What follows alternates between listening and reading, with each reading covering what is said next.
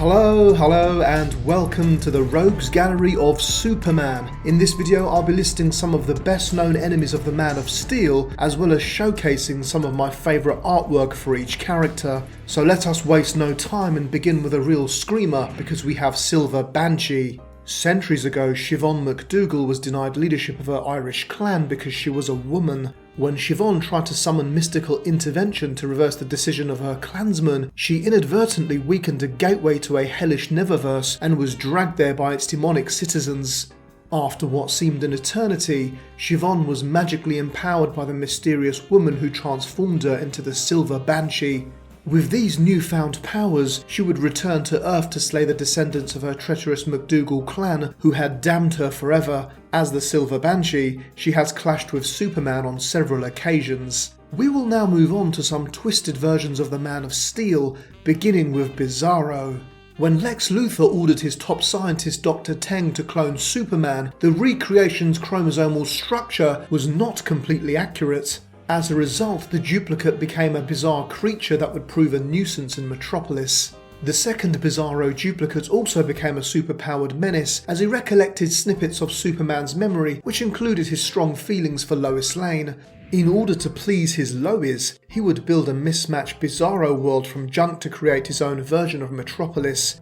Unfortunately, he would later kidnap and hold the reporter hostage within his crooked city as Superman frantically searched for her. Some of my favourite depictions of this character are from the English comic book artist Greg Staples, who perfectly captures the Frankenstein's monster aspect of the character in the image you see here. Another villainous version of Superman on our list is Superboy Prime. This antagonist is from a parallel world called Earth Prime, which is devoid of any superheroes or even superhumans. On this planet, Superman and the other comic book heroes were fictional characters as they were in real life. The Earth Prime universe was erased during the Crisis on Infinite Earths, and Superboy Prime ended up in a paradise dimension where he found himself unable to let go of his former life and destiny as Earth's greatest hero. Eventually, his morals became warped, and he decided that Earth Prime was the only proper Earth, and that Superboy Prime was the only one worthy of the Super Mantle. Prime firmly believes that being Superman is his calling, despite the fact that he has become a psychotic, murderous and even sadistic villain. His overwhelming strength, speed, unpredictability and ruthlessness make him one of the most dangerous foes in the DC universe. Our final Man of Steel duplicate does exactly what it says on the tin, because he is Cyborg Superman. Hank Herschel was a crew member of the space shuttle Excalibur when a freak radiation accident melted his body, turning him into pure energy. Disgusted by what he had become, Henshaw transported his consciousness into the Kryptonian birthing matrix that brought Superman to Earth. When he left the solar system, he entered deep space where he encountered the deposed tyrant Mongol, and the two devised a plot against Superman. Henshaw would use the birthing matrix to become a cyborg, creating organic parts grown from Superman's DNA and limbs constructed of Kryptonian alloy. Masquerading as a reborn Superman in the wake of the superhero's death at the hands of Doomsday, Henshaw diverted public attention whilst Mongol destroyed Coast City. Superman would later return to destroy his evil duplicate, however Cyborg would later come back in a new form. Now we transition from one robotic villain to another, as we have the menacing Metallo. Small-time conman John Corbin was nearly crushed in a car accident, but robotics specialist Emmett Vale rescued him, transplanting the criminal's still-functioning brain into a special robotic body powered by kryptonite. Vale had obtained the chunk of kryptonite from the remains of Superman's birth matrix in Kansas. After Corbin's operation, he used the piece of irradiated ore to power the criminal's new robotic body. Fearing an invasion from Krypton, Vale told Corbin that he had to kill Superman, but Corbin snapped Vale's neck, killing him instead. As Metallo, Corbin is able to shapeshift into nearly any mechanical form imaginable. Metallo currently has a human-looking exterior composed of artificial flesh, as well as multiple varieties of kryptonite within his robotic chest. His main objective remains to destroy the Man of Steel. Speaking of wishing to destroy Superman, the next villain on our list actually did, because he is none other than Doomsday, who is a real favourite of mine. Approximately 250,000 years ago, an alien named Burton arrived on Krypton and began cloning experiments to create the perfect warrior. The creators would leave a baby to fend for itself, and each time it was killed, its remains were genetically engineered to be brought back to life. This process was repeated for decades until a cloned baby proved capable of surviving the ferocious predators and harsh conditions of prehistoric Krypton. From this process, Doomsday was born and is always impervious to the force that previously destroyed him. As a result, this monster is virtually unbeatable. Doomsday would immediately kill his creator before escaping Krypton to visit other worlds, where he killed without mercy. When Radiant defeated the monster, it was chained, wrapped in a protective garment, placed in a container and ejected into deep space. The container crashed onto Earth, burying itself deep underground as Doomsday struggled to free himself for millennia. Eventually he would make his way to the surface and make his way to Metropolis, where he fought Superman, which culminated in the death of the Man of Steel. Since then, Doomsday has remained unstoppable, although he has become a pawn for the likes of Brainiac and Lex Luthor.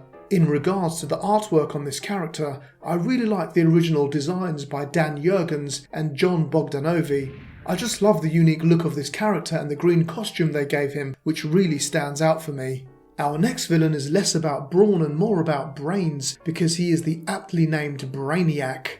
Despite there being many different Brainiacs from various origins, I will be focusing on Vil Dox. Dox attempted to overthrow his technologically advanced World Supreme Authority, but paid for his rebellion by being disintegrated. Somehow his computer mind remained intact, travelling thousands of light years to Earth, where he would use his vast telepathic and psychokinetic abilities to possess the body of sideshow mentalist Milton Fine. At this point, he would become the power-hungry Brainiac. However, when Fine's body proved too weak to become Brainiac's power consciousness, he sought more appropriate hosts, each time coming into opposition with Superman. Brainiac seems to love miniaturizing cities, storing them in a bottle and adding them to his collection. The most notable example of this is the city Kandor, which Superman hopes to return to its original size. Whilst we're on the subject of brains, it would probably be a good idea to talk about our next villain, the Ultra-Humanite.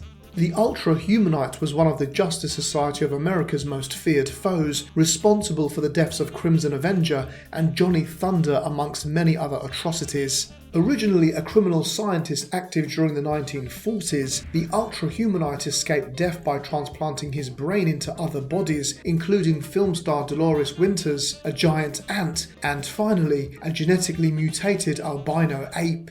Our next villain also likes to use his mind to fight battles because he is Manchester Black. Manchester Black's team, the Elite, believe that they were the true crime fighters, killing their opponents with lethal force. When Black and his Elite arrived in Metropolis, they were opposed by Superman, who defeated them and captured Black.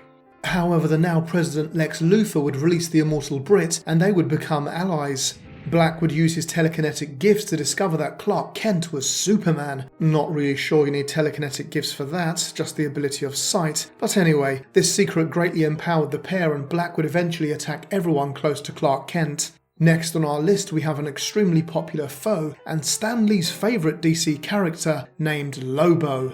Lobo's actual unpronounceable name roughly translates as "he who devours your entrails and thoroughly enjoys it." This may be because once he targets a victim, that person has little hope of escaping, as the only way to destroy Lobo is to vaporize every part of him down to the last cell. Lobo loves his work and cares little for payment, but when he is not pursuing his prey, he travels the cosmos on his intergalactic cycle the Hog, looking for fights to pick. With his uncanny ability to sense an opponent's physical and mental weaknesses, Lobo is almost as notorious as a barroom brawler as he is a killer for hire. There is so much great artwork on this character, but one of my favourites is the cover art for Lobo Unbound Volume 1 by Keith Griffin and Alex Hawley. I think the old Wild West imagery really suits the character as a bounty hunter, but simultaneously maintains the sadistic yet tongue-in-cheek style.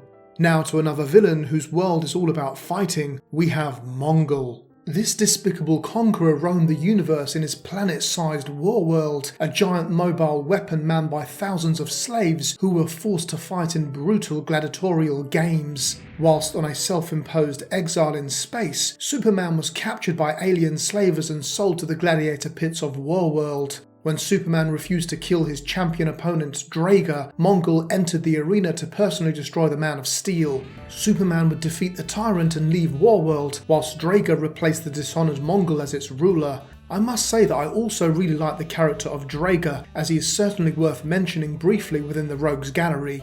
Mongul would subsequently join forces with Cyborg Superman, destroying Coast City and its 7 million inhabitants, before turning it into a version of Warworld called Engine City. Our next high-powered villain is possibly a contentious one, but I am going to include him on this list. He is the immensely powerful Darkseid. Darkseid is the greatest threat to life in the DC universe, representing all that is evil and corrupt. In the wake of the demise of the old gods, a race of new gods were born, split between two warring planets. The first planet was the bright New Genesis, and the other was the smouldering Apocalypse. Euxis' drive for control saw him evolve as the creature known as Darkseid. Eventually, he would target Earth in his conquest of the universe, but was frequently opposed by his son Orion. After failing to recruit Supergirl into his female furies, he incurred the wrath of Superman, who imprisoned him in the Source Wall for a period. Despite this, Darkseid continues to be a very significant threat to the universe. Another significant threat is a real favourite of mine. He was brilliantly depicted by Terence Stamp in Superman 2. I am of course referring to General Zod. The Kryptonian general had ambitions to take over the planet Krypton. His disrespect for the Kryptonian Council saw him banished into the Phantom Zone. However, this punishment worked in his favour, as it allowed him to survive the planet's destruction. When Zod arrived on Earth, he reverted to type and tried to conquer the planet, until Superman managed to trap him back in the Phantom Zone. Although I am discussing the Drew Zod version of the character, I do actually prefer the look of Avruskin in his armoured red suit. Our next villain initially worshipped the Man of Steel before subsequently developing a hatred towards him. He is the villain known as Gog or Magog. William was rescued as a boy by the Man of Steel and went on to found the Church of Superman in an attempt to deify his hero. When Superman expressed disapproval, a devastated William eagerly accepted power and knowledge from cosmic beings known as the Quintessence. Although they intended to create a hero, the Quintessence drove William insane and he began referring to himself as Gog. He would later use his powers to travel into the past in an attempt to kill Superman. By travelling through hypertime, he managed to access infinite parallel realities and he murdered numerous Supermen. However, despite remaining a deadly foe, he never managed to kill the one true Superman. The next villain within the gallery can really suck the life out of his antagonists because he is the Parasite. Starlab's maintenance worker Rudy Jones tried to smuggle scientific waste out of a laboratory to sell illegally. When he tried to open one of the waste containers, he was irradiated with an isotope which transformed his body. To survive, Jones was forced to absorb the life energies of other beings much like a vampire. Searching for the ultimate meal, the Parasite began a lifelong pursuit of Superman, whom he considered to be a living power battery. Eventually he would absorb the life energies of Dr. Torville Freeman, but retain the Doctor's psyche and memories. The two personalities became locked in a fight for supremacy within the Parasite's body, making it more dangerous than ever before. Now we go from one type of pest to another, with the villain with the hardest name to pronounce. I am of course talking about Mixi. I probably got that name completely wrong, but you know who I mean, and although he's not one of my personal favourites, no Superman's Rogues Gallery would be complete without him. Every 90 days, Superman can expect a visit from Mr. Mixi, an imp who loves challenging the Man of Steel with magical mischief. These games can only end when Superman tricks him into saying his own name backwards. The fifth dimension from which Mixi hails defies the physical laws of the three-dimensional world. Since humans cannot perceive 5D constructs, Mixi employs an illusory gnome-like body one on Earth. Some of his favourite and most notorious tricks have included turning Lois Lane into a mannequin and altering Superman's anatomy. Now we move from one villain who likes to play games to one who prefers to create toys because he is Toyman. Winslow P. Scott was only a small child when he made his first toy, a wooden aeroplane which another boy stole. This would have a profound effect on him and possibly became the impetus for him using toys to rob others. As an adult, Winslow developed some of the most remarkable toys ever conceived, for which he received widespread acclaim. However, LexCorp's acquisition of his toy company left him unemployed and driven to extract revenge on owner Lex Luthor. He made several unsuccessful attempts to kill Lex with various lethal toys and later associated himself with Intergang in a new criminal career as Toyman. He has since become one of Superman's most unpredictable opponents. Speaking of Lex Luthor, he is our last but certainly not least villain within the gallery. Arguably the most dangerous man on Earth, Lex Luthor is Superman's archenemy and desperately tries to plot his ruin due to his jealousy of the Man of Steel. This vile sociopath uses his incredible IQ for the pursuit of power and influence with no regard for the suffering of others. This captain of industry achieved financial success by building his technology company LexCorp, which led to him later achieving political power. However, when Superman arrived in Metropolis, he turned Lex's world upside down. The Man of Steel openly accused Luthor of being a criminal mastermind rather than a benefactor of mankind.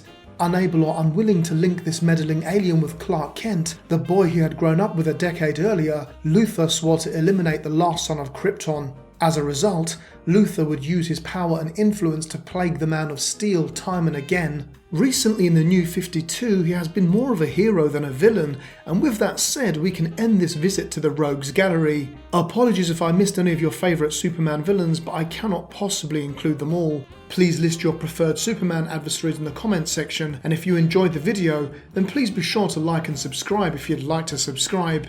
Thank you for watching, and until the next Rogues Gallery, it's goodbye from me.